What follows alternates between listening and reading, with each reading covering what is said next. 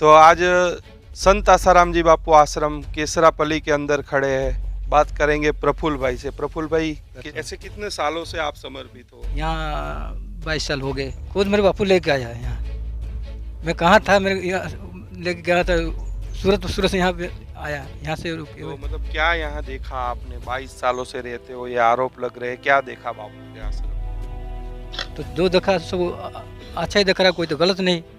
कोई गलत नहीं? कोई गलत नहीं। बापू जेल में हैं, क्या कहोगे उसको? वो तो झूठा आपसे रखे बापू के।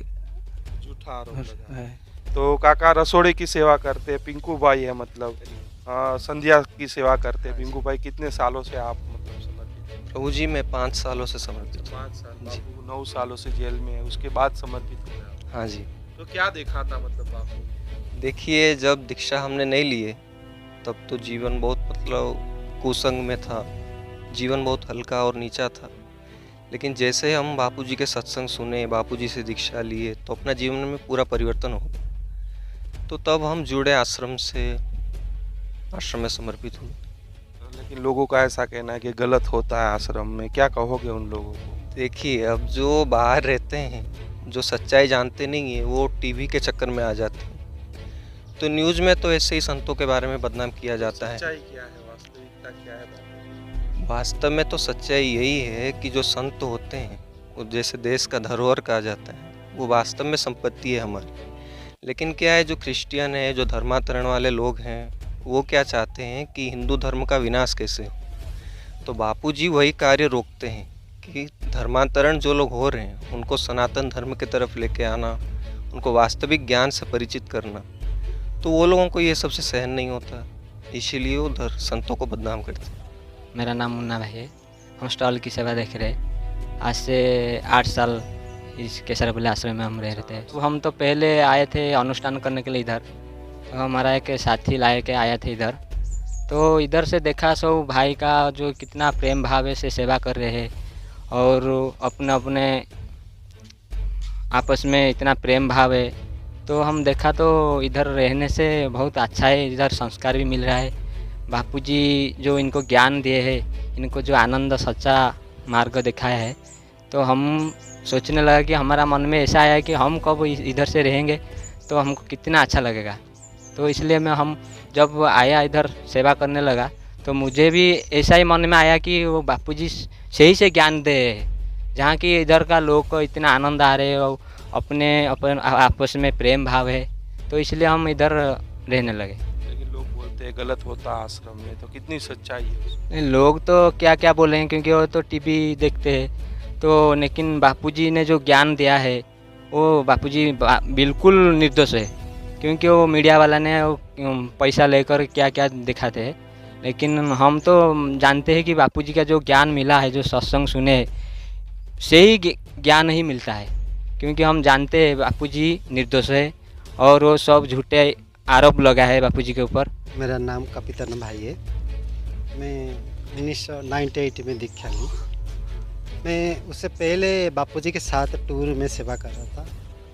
तो बापूजी जब अंदर गए, मुझे घर में रहने को अच्छा नहीं लगा। जो आश्रम में जो सेवा में जो शांति आनंद मिल रहा था, ये बहुत शांति आनंद, परोपकार की सेवा में बहुत हृदय शांति मिलता है, आनंद मिलता है। और क्या है जीवन में, क्या है, ये तो शांति के लिए सब भटकते हैं, लेकिन जो वास्तविक शांति है वो ही जाने।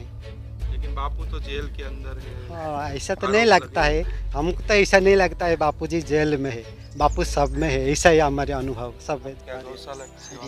क्या नाम? हाँ जी, वीरंश है। आप कितने सालों से? देखा है तो मैं बापूजी जब अंदर गए, मतलब 2016 में मैं जुड़ा हुआ। मतलब बापूजी का ऋषि, मतलब यहाँ से पूर्व मूल मिला कि गीता माता ने मुझे वहाँ भेजा है। मैं गीता सुनते सुनते वहाँ मतलब अनजाने में चुप हो जाता। तो फिर मेरे को बापूजी का साहित्य ऋषि प्रसाद मिला। तो वहाँ से मेरे को ऐसा आनंद आया कि मैं सोचा कि और बाकी मेरे लिए वो गीता माता ही मेरे को बापूजी के पास भेज दिया, सच्चे सदगुरु के पास। क्योंकि गीता का माता का जितने भी जो सार अंश है बापूजी ने पूरा बताया है। तो इसमें ऋषि प्रसाद में तो इतना शांति आनंद तो और कहाँ नहीं मिलता है। तो मैं यही कहूँगा कि आप लोग को, हमारा गुरु भाई साधक भाइयों को सबको पता ही है कि बापूजी क्या है, कैसा है। तो सबको पता ही है, जानते भी मानते भी है और अनुभव भी है। तो मैं बाहर वाले भाइयों से भी यही कहूँगा कि अब अनुभव कर लो बापूजी क्या है।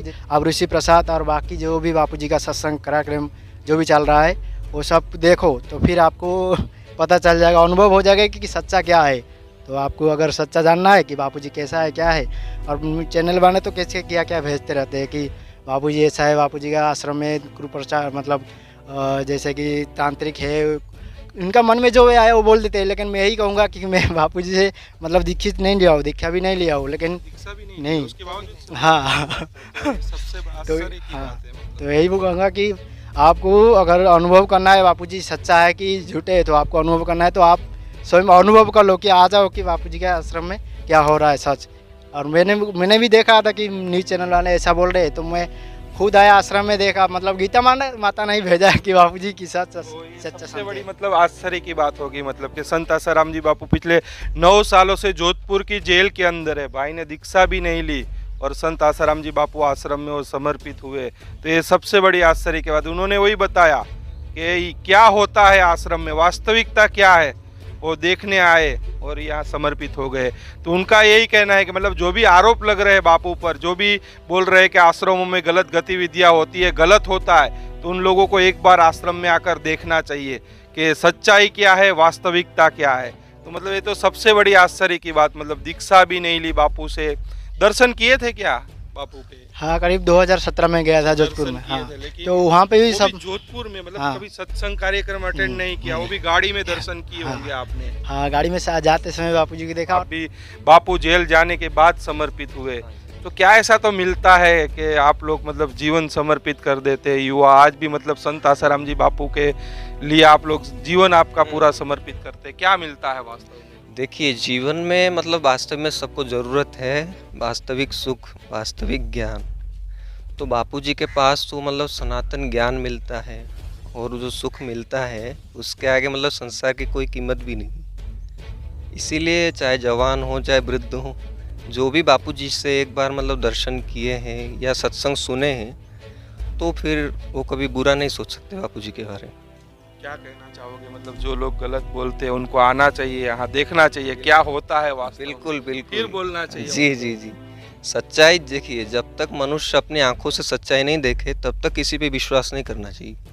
और जो कुप्रचार हो रहा है या जो भी गंदगी फैलाई जा रही है संतों के बारे में, देखिए ये तो हिंदू संस्कृति पे वो लोग प्रहार कर रहे हैं। जैसे आज बापूजी के ऊपर है, कल दूसरे संत हैं, ऐसे संतों के ऊपर तो आरोप लगाते ही है। क्यों ना, संत ही हमारे देश के मेन है, मतलब हेड हैं। वो अगर नहीं है जिस देश में, जैसे भारत को छोड़ के और किसी जगह पे संत नहीं है, तो उन देशों का हालत क्या है आज सब जानते हैं। तो मतलब समाज को यही प्रार्थना करूँगा कि वो संतों को अच्छे से पहचाने और संतों का कदर करे, तभी देश का कल्याण।